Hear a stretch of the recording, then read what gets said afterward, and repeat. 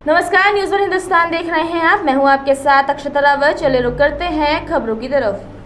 दिल्ली सचिवालय में cabinet meeting के दौरान दिल्ली की मुख्यमंत्री आतिशी मार्लेना ने घोषणा की कि मार्शलों की नियुक्ति के लिए कैबिनेट नोट पर मौके पर ही हस्ताक्षर किए जाएंगे और उसे उपराज्यपाल को भेजा जाएगा।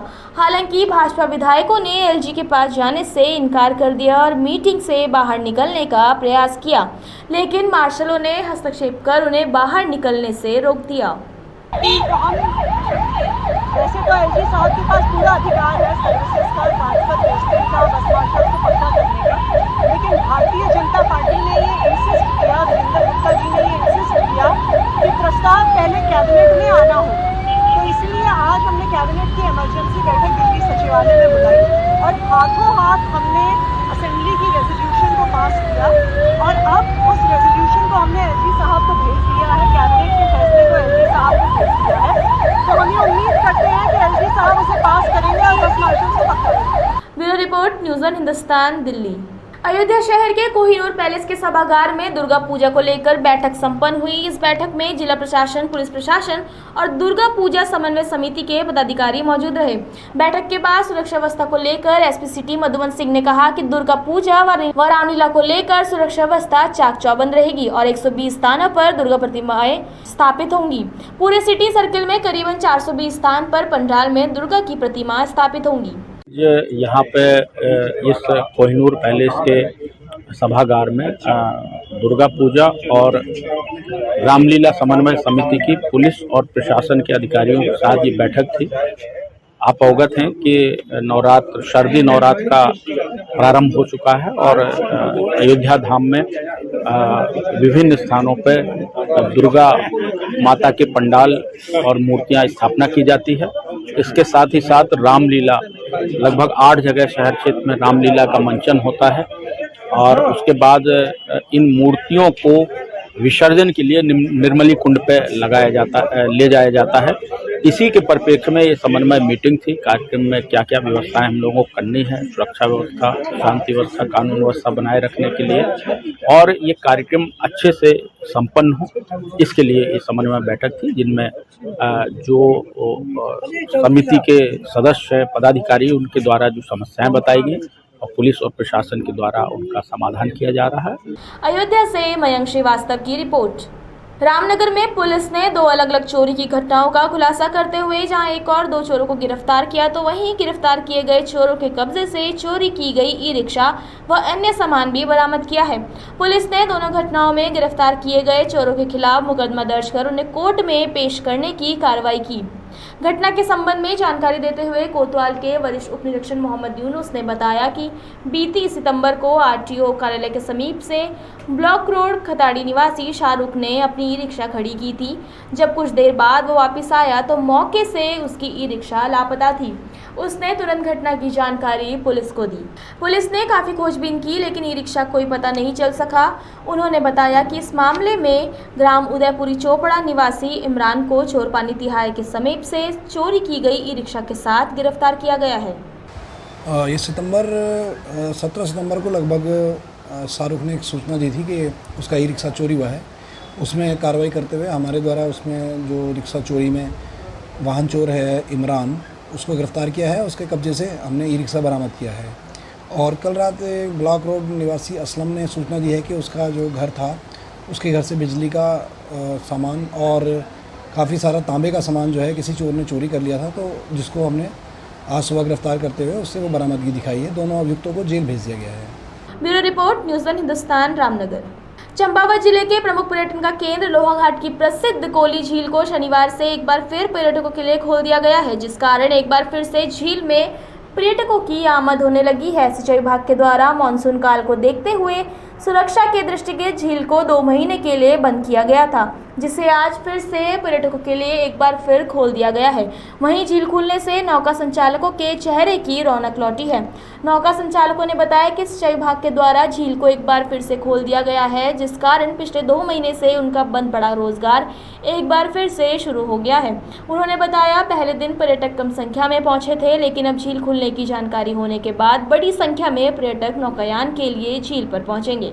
हमने ये नाव संचालन शुरू कर दिया है। बरसाती सीजन के कारण पानी का इसमें लेवल कम हो गया था और सिंचाई विभाग भी द्वारा हमें निर्देश दिया गया था कि नाव संचालन इस टाइम पे बंद कर दीजिए। इस वजह से हमने बंद किया था, जो आज से हम शुरू कर रहे हैं और यही आशा करते हैं कि सीजन हमारा अब अच्छी तरह और सुचारू रूप से चले। जी, पर्यटक आने लग गए हैं, आप भी देख सकते हैं संचालन शुरू हो गया है और पर्यटक भी आने लग गए हैं और आशा करते हैं कि पर्यटक और आते रहेंगे। Bureau report, news 1 Hindustan, Champawat.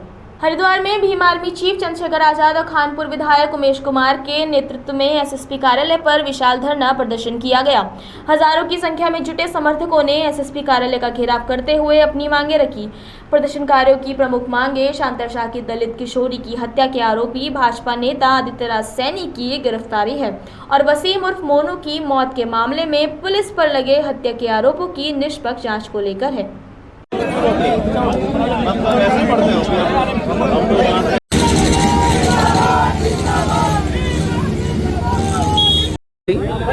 एक शांतर शाह की दलित बेटी की बलात्कार के बाद हत्या कर उसका शव लावारिस फेंक दिया गया।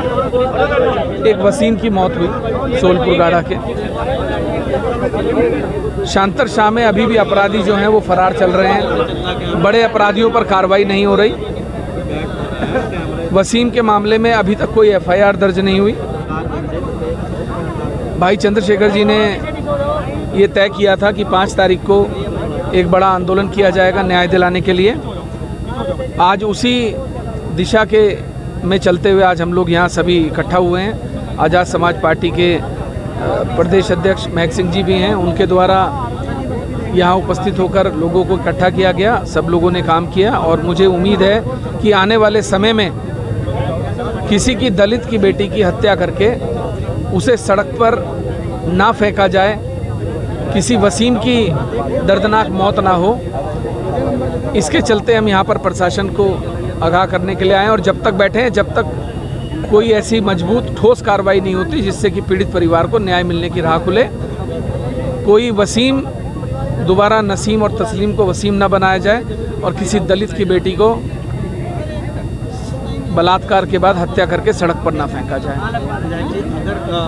जब पुलिस और प्रशासन आरोपियों का हमदर्द बन जाए, जब गरीबों के आंसू बहते रहे और उन आंसुओं को पूछने वाला कोई ना हो, तो मेरे जैसे संविधान को मानने वाले और सामाजिक न्याय को आगे बढ़ाने वाले आदमी की जिम्मेदारी बैठती है, मेरे हर एक साथी की जिम्मेदारी बैठती है, देश के हर उस नागरिक की जिम्मेदारी बैठती है जो संविधान में विश्वास रखता है कि वो जुल्म के खिलाफ बगावत करे, अपनी आवाज को बुलंद करे। हम अपने संवैधानिक अधिकारों का प्रयोग कर रहे हैं। आज पहली बार सड़क पर नहीं हूँ, लंबे समय से सड़कों की राजनीति कर रहा हूँ। मेंबर ऑफ पार्लियामेंट बन गया तो इस काम को नहीं छोड़ सकता जिस काम से लोगों के आंसू पूछने काम हमने किया है। मैं आज यहाँ इसलिए हूँ कि हमारी बेटी जो है, जो शांतर शाह की थी, जिसका रेप करके हत्या कर दी गई और अभी तक सब लोग गिरफ्तार नहीं हुए, प्लस वसीम के परिवार के साथ जो जुल्म हुआ, झूठे मुकदमे लग के जिस तरह से उनको डराने काम किया, वो झूठे मुकदमे वापिस हो और एफआईआर दर्ज होके और कार्रवाई हो जिन लोगों ने अपराध किया। मैं ये नहीं कहता कि किसने अपराध किया, मैं उसके नाम को खोलना नहीं चाहता, ना मुझे जानकारी। मैं तो ये चाहता हूँ पुलिस एफआईआर दर्ज करे और एफआईआर के बाद जांच करा दे, वो निष्पक्ष जांच कराए जिससे दूध का दूध पानी का पानी हो जाए। जिसने अपराध किया है, नहीं किया किसी ने, तो उसको बरी कर दे, और अगर अपराध जिसने किया हो फिर उसका बचाव ना करे, क्योंकि अगर ऐसा होता है तो कानून व्यवस्था से, पुलिस से लोगों का भरोसा हट जाएगा, सरकारों के विवेक से लोगों का भरोसा हट जाएगा। ये नहीं हटना चाहिए।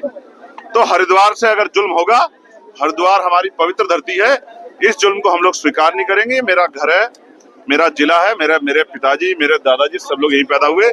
मेरी जिम्मेदारी बनती है कि जिस तरह की हिंसा यहाँ से हो रही है कमजोरों के खिलाफ, मजलूम के खिलाफ, उसमें हम लोग ठोस एक्शन लें।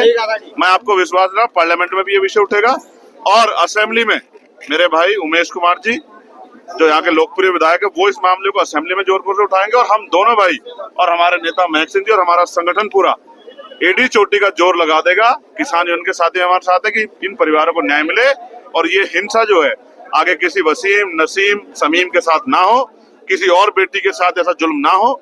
ये हिंसा, ये अन्याय, ये अत्याचार, ये जुल्म जाति बंद हो, और अगर ऐसा नहीं होगा तो बड़े से बड़े आंदोलन हम लोग करेंगे। इसके लिए हम लोग तैयार हैं। Bureau report, news 1 Hindustan, Haridwar. अभी के लिए इतना ही। आगे खबरों के लिए आप बने रहिए न्यूज़ 1 हिंदुस्तान के साथ। तब तक के लिए नमस्कार। आप देख रहे हैं न्यूज़ वन हिंदुस्तान।